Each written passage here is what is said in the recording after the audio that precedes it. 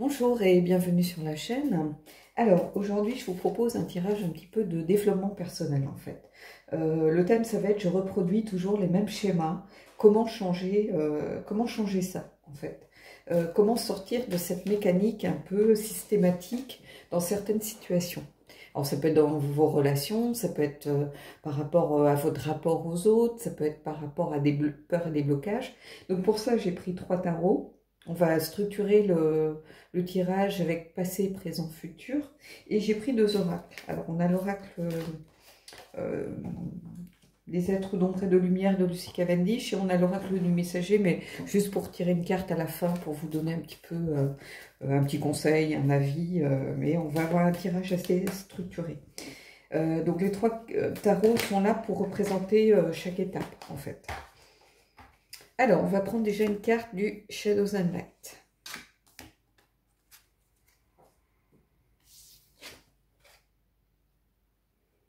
Et on a l'ange au sucre d'orge. Il est temps de s'octroyer une récompense, une gourmandise, voilà, de faire quelque chose qui vous fait du bien. Peut-être que vous avez vécu en ce moment des choses un petit peu difficiles, que vous avez du mal à avoir le bout, que vous avez l'impression de ne pas vous en sortir. Et là, on vous dit, mais faites quelque chose pour vous. Octroyez-vous peut-être un truc qui vous fait du bien, tout simplement. Une récompense, une friandise. Donc, il faut le prendre vraiment au sens large. C'est-à-dire, ça peut être quelque chose qui vous fait plaisir. Ça peut être, pour les femmes, j'en sais rien, peut-être un spa, un institut. Ça peut être un bouquin qui vous plaît, le CD d'un artiste que vous aimez. Ça peut être juste un repas voilà, qui vous fait plaisir. Vraiment, on vous dit, il est temps. Là, prenez juste du temps pour vous. Il est temps de penser un petit peu à vous, de ne pas penser forcément toujours aux autres. Pensez à vous. Alors, on va commencer le tirage. Pour ça, j'ai le Tchécoli. Parce qu'on va voir un petit peu ce qui est lié au passé. Alors, on va avoir 2 cartes du Tchécoli. On va voir ce qui est lié à votre enfance. Dans un premier temps, on va regarder tout de suite. Qu'est-ce qui est lié à votre enfance? Et on a le 7 de Pentacle. Et le 7 de Pentacle, c'est la patience en fait. C'est un petit peu attendre et voir. Alors peut-être que vous étiez dans le fait de reproduire les mêmes schémas. Peut-être que vous êtes quelqu'un qui ne provoquait pas les choses, qui est toujours dans l'attente. C'est quelqu'un d'attentiste un petit peu. C'est attendre de voir. Ne pas s'engager, avoir du mal à se décider. Ici, on a quelqu'un qui est un petit peu coincé. Pourtant, vous avez des capacités, regardez. Vous avez au moins 6 guiboles, donc vous avez de quoi aller de l'avant. Mais comme l'araignée, vous êtes dans votre toile et vous attendez que les choses arrivent, que les choses se passent. Ça, c'est quelque chose qui est lié à l'enfance, c'est-à-dire vous étiez peut-être quelqu'un d'un petit peu timide, d'un petit peu isolé, d'un petit peu, qui n'aimait pas se montrer, qui aimait observer. Peut-être que vous étiez une enfant un petit peu solitaire, peut-être fille ou fils unique, et du coup vous étiez plutôt entouré d'adultes en fait, donc vous étiez plus dans l'observation que dans la participation à quelque chose, puisqu'il y avait trop de décalage, donc vous n'aviez peut-être pas de camarades de jeu, donc vous étiez plutôt dans l'observation, attendre et voir en fait. Et ici, vous avez peut-être tendance dans votre vie ou dans vos relations à reproduire ça, c'est-à-dire à ne pas provoquer des choses, mais à attendre et voir. Alors, on va voir maintenant ce qui est lié à une blessure.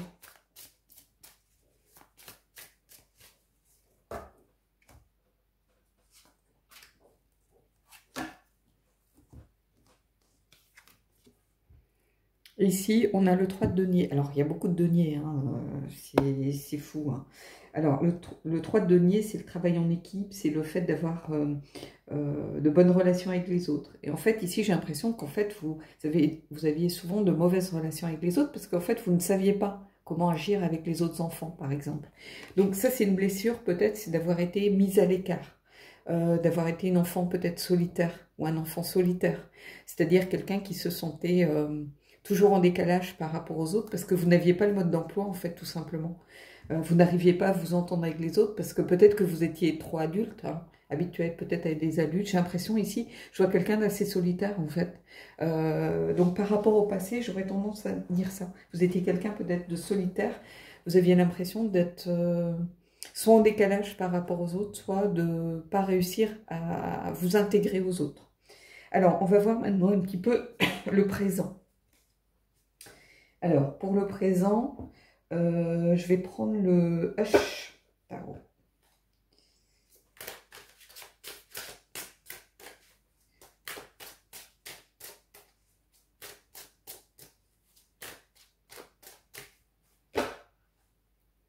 Alors, on va voir ce que vous cachez. Je laisse le... Qu'est-ce que vous cachez? Et ici, on a l'As de coupe. Et j'ai l'impression qu'ici, ce que vous cachez, c'est une extrême sensibilité.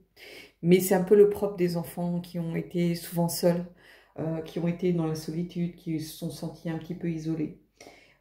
Ici, ce que vous cachez, c'est une extrême sensibilité. C'est le fait de... Comment je pourrais...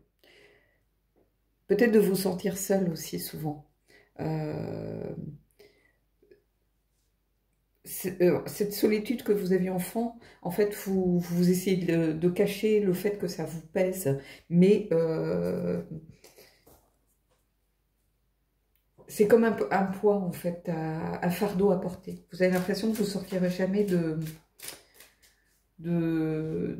cette situation. C'est-à-dire que même en groupe, vous vous sentez toujours à l'écart, vous vous sentez toujours à part. À un repas, par exemple, vous allez finir toujours par vous mettre un peu en retrait. Alors, ça ne veut pas dire que vous n'avez pas d'amis, que vous n'êtes pas sociable, mais au bout d'un moment, c'est comme si vous regardiez... comment je peux redire ça? Moi, j'ai tendance à être un peu comme ça. Alors, je vais vous donner un exemple. Quelquefois, dans des réunions où je commençais à m'ennuyer un peu, j'avais l'impression de me dissocier de mon corps et de voir la réunion du dessus. C'est-à-dire que je me voyais assise et c'est comme si je flottais au-dessus et que je voyais la réunion. Je ne sais pas comment expliquer. Et on a l'impression ici que vous êtes un peu comme ça. C'est-à-dire que vous vous mettez un petit peu toujours en retrait au bout d'un moment. Alors, c'est peut-être dû à votre sensibilité, mais en tout cas, cette extrême sensibilité, vous essayez de la masquer, de la cacher. Alors, on va voir maintenant ce que vous n'aimez pas chez vous.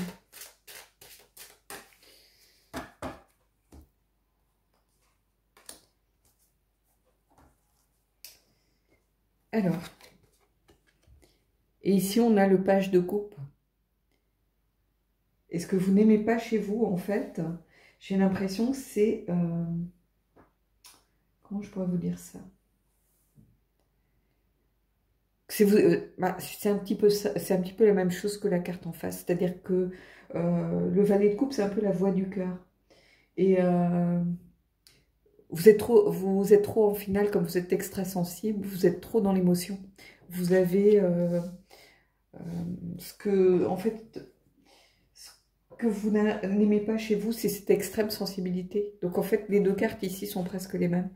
C'est-à-dire que vous aimeriez pouvoir être pas fragile, mais moins touché par votre environnement, moins touché par le monde autour de vous, moins touché par ce qui se passe dans la société, moins touché par... c'est comme si vous étiez une éponge, que vous chopiez un petit peu tout ce qui... tout ce qui se passe dans le monde, en fait, c'est comme si l'environnement affluait continuellement sur vous, vous n'arriviez pas à vous protéger vraiment de ça. C'est comme si vous aviez un manque de maturité, en fait, et c'est un petit peu le page de coupe, hein, mais par rapport à la vie en général. Vous êtes un petit peu, en fait, comme si votre enfant était toujours là, était très présent. Hein, cette solitude, le fait d'avoir du mal à... Comment je pourrais dire ça? Le fait de vous sentir un petit peu isolé, d'avoir du mal à vous entendre avec les autres et tout ça, c'est quelque chose évidemment qui vous pèse, mais que vous aimeriez justement arriver un petit peu à combattre. Alors, on va voir maintenant pour le futur, ce que vous devez travailler. Donc là, j'ai le tarot des Chi. ce que vous devez travailler.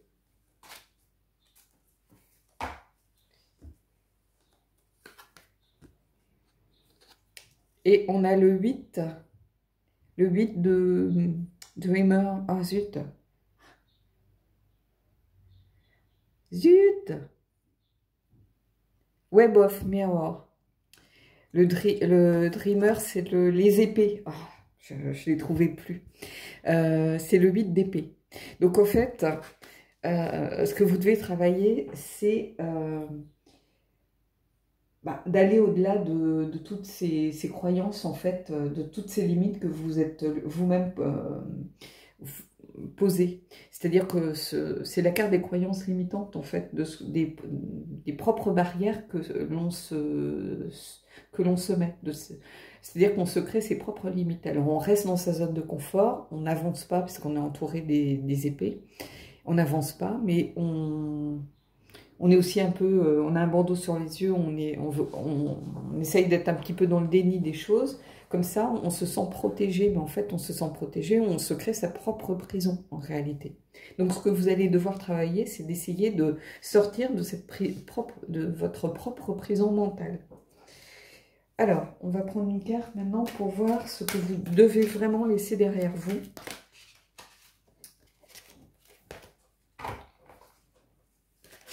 Oups. Elles se collent entre elles, du coup, ça ne sont pas faciles à mélanger.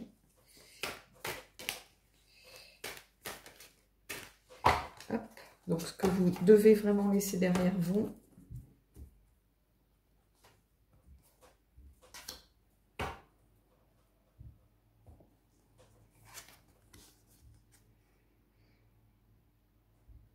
Et ici, vous avez le roi de denier. Le roi de denier, c'est celui qui a des capacités, des compétences, qui maîtrise son environnement.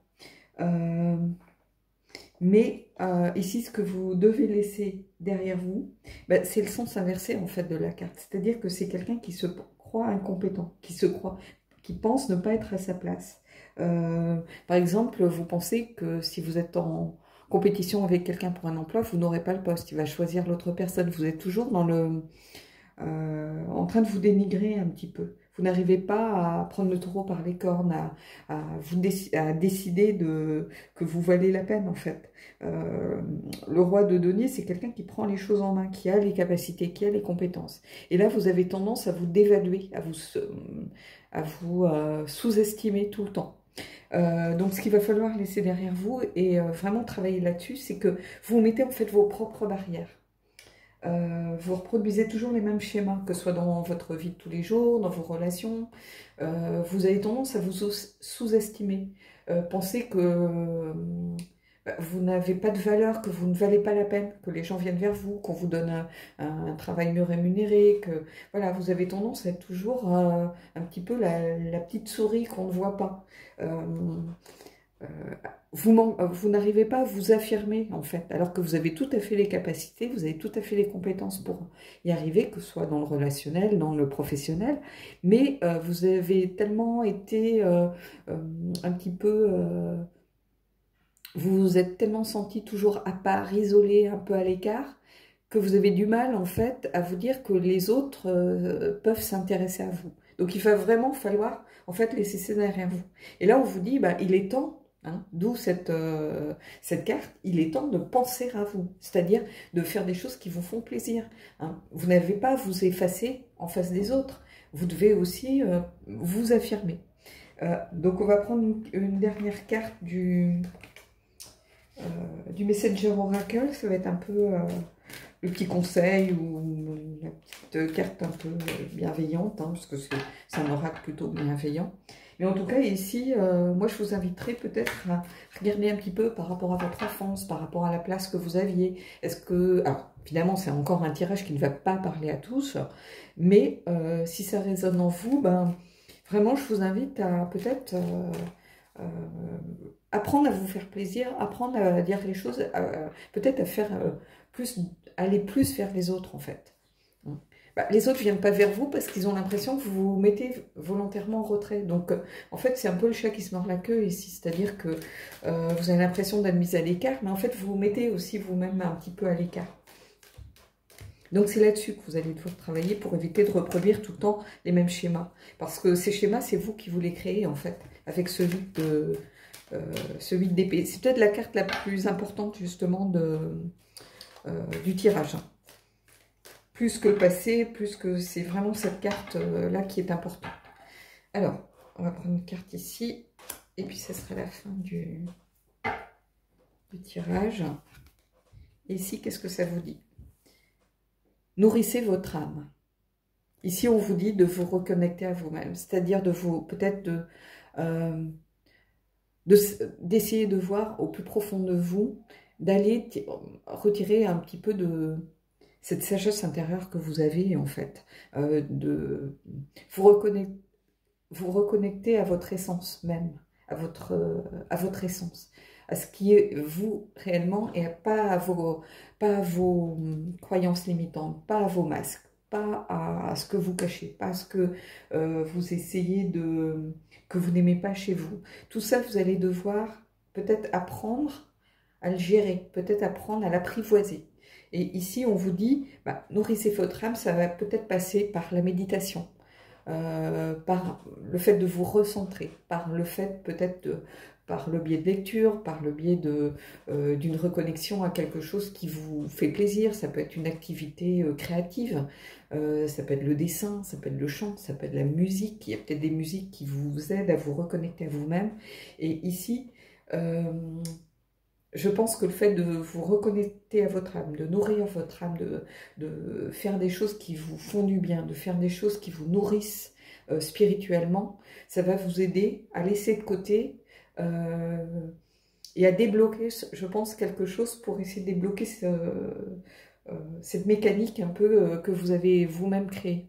C'est-à-dire essayer peut-être de trouver une activité qui vous plaît, hein, peut-être de vous inscrire, pourquoi pas un cours de yoga, peut-être un cours de dessin, peut-être si vous aimez la nature, de la marche, des groupes de marcheurs, hein. Il y a différents niveaux, ça peut être à la portée de tous. Ça permet aussi de rencontrer des gens, d'aller vers les autres. Voilà, ça peut être des choses de cet ordre. Mais ici, voyez, on vous dit, nourrissez votre âme, c'est-à-dire ne restez pas toujours sur le négatif. Essayez de voir aussi tout ce qui vous aide, tout ce qui vous fait du bien, tout ce qui vient vous nourrir réellement. Hein. Et ça va vous aider à aller au-delà de tous vos blocages, au-delà de ce qui vous empêche d'avancer, au-delà voilà, de cette sorte de mécanique de chaîne un petit peu mentale que vous êtes créé vous-même. Voilà. Bon, bah écoutez, j'espère que ce tirage vous aura plu. C'est un beau tirage. Moi, j'aime beaucoup ces tirages-là, beaucoup plus, en fait, que les tirages sentimentaux, voilà, qui... Bon, vous les voit un petit peu partout. Alors, je sais que vous aimez beaucoup ce genre de tirage, hein, mais moi, je trouve beaucoup plus intéressant d'apprendre à se connaître pour pouvoir réussir à trouver des solutions quand on est face à des difficultés, qu'elles soient relationnelles, qu'elles soient sentimentales, qu'elles soient familiales, qu'elles soient professionnelles. C'est plutôt par le développement, je pense, et puis essayer de voir qu'est-ce qu'on doit travailler, qu'est-ce qui nous bloque, plutôt que de savoir si un ex va revenir, quoi. Hein, alors, je fais beaucoup de tirages comme ça, parce que je sais que c'est ce que vous attendez, et la chaîne est là pour vous faire plaisir, mais au bout d'un moment, c'est pas une fin en soi. Hein, je le dis souvent, mais ce qui est intéressant, c'est pas de savoir s'il va revenir, ou si elle va revenir, c'est pourquoi elle est partie. Parce que si elle revient, que vous reproduisez les mêmes erreurs, elle va revenir combien de temps? Une semaine, 2 semaines, un mois?